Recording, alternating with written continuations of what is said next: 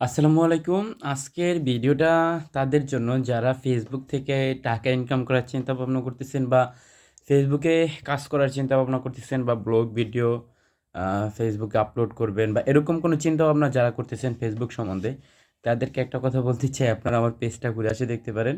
তারা আর যাই করেন না কেন আমার মতন বোকামি করবেন না।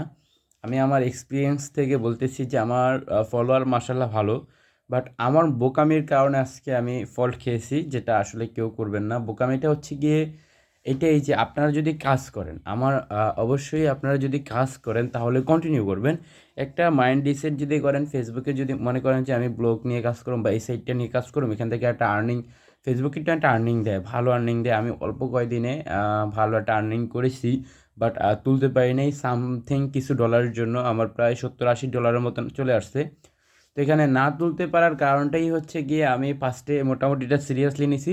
মাঝখান দিয়ে 2 থেকে 3 মাস এই যে আমি এটাকে অতটা সময় দেই নেই। ভিডিও 4-5 দিন পর একটা আপলোড করি, 2 দিন পর, 1 দিন পর একটা আপলোড করি, যাতে আমার রিচ কমতে কমতে কমতে কমতে এতটাই কমে গেছে যে এখন আমি ভিডিও ছাড়লে অতটা রিচই হয় না।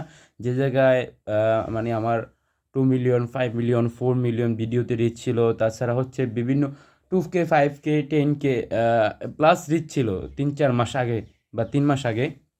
এখন আমার রিচই হচ্ছে না। তো এটার জন্য আমিই দায়ী, কারণ আমি যদি এটাকে কন্টিনিউ করতাম তখন থেকে প্রফেশনালভাবে নিতাম, তাহলে এই সমস্যাগুলো দাঁড়াতো না সামনে। তো যারাই কাজ করবেন, ফেসবুকে কাজ করেন আর যেখানেই কাজ করেন, আমি মনে করি যে কন্টিনিউ করাটাই ভালো হবে। বাট এখান থেকে ভালো একটা আর্নিং সিস্টেম আছে, যেটা আমি মাত্র 1 মাসের ভিতরে প্রথম প্রথম অবস্থায়, তখন ফলোয়ার ছিল 11,000 সামথিং বা 10,000, এই সময়টাতেই আমি সরি 8,000, 8,000 ফলোয়ার আমার যখন ছিল তখনই আমি প্রায় $70 মতন ইনকাম করছি। পরের 1 সপ্তাহে $10 মতন আসছে। পরে থেকে যে আমার মানে কি বলবো আর, আমি যে গাফিলতি করছি, গাফিলতির ফলটা আমি পাইতেছি। তো আপনারা এই গাফিলতিটা কেউ করবেন